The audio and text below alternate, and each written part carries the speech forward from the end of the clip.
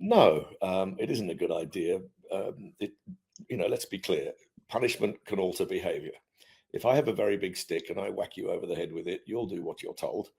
Um, you know, we know that. The problem is it alters all sorts of other things. The first thing is you hate me. The second thing is if I put my stick down, you might, come back and have a go at me because I'm now unarmed. And punishment it basically instills fear in the victim.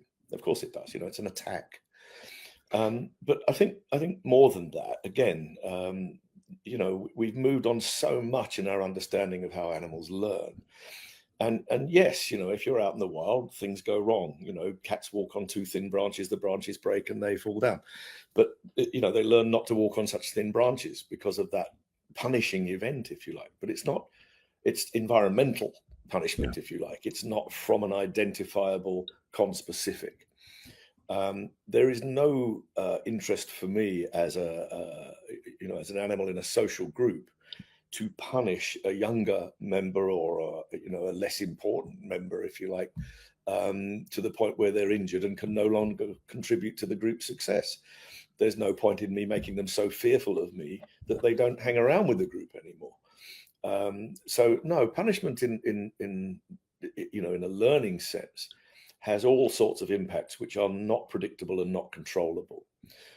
Training with rewards means you have to set up a situation where a dog can learn to do a different behavior or a new behavior and get a reward for it. Now, we have to consider that if punishment induces fear and arousal of adrenaline and noradrenaline alerting, and basically an attempt by the dog to avoid the punishment, which you hope he will learn to do the behavior you're trying to teach him, but he may not. Um, if you're going to train by rewards, you're also inducing emotional changes. And what the dog feels when you give him the treat is this little burst of serotonin, and then afterwards a little satisfaction, a little burst of dopamine. And these are things which improve the animal's sense of well-being around you and around the learning environment. And you only have to say to people who are still using choke chains and shock collars and all the rest of it, try doing that with a dolphin or a killer whale. You know, how far are you going to get? How big a check chain do you need to control a killer whale and train it with punishment? Because the guys who train these things, and it's another argument about whether those animals should be in captivity, but the fact is they can be trained, and they're trained with signaling and positive reinforcement Yeah. because it's much more powerful. You establish a bond where the animal is comfortable and is looking for ways to earn those rewards instead of wondering what's coming next. What mood is he in? Am I going to get clobbered? And I don't even know what I'm supposed to be doing. I'm only being punished for something I'm not doing. This guy, I mean, my sort of training god is Ken Ramirez out in the States. And I went to a lecture of his many years ago at a big dog training conference out there. And I just thought, wow, this guy has surely made it absolutely plain. This guy trains butterflies to alter their migration Oh, pathways. wow.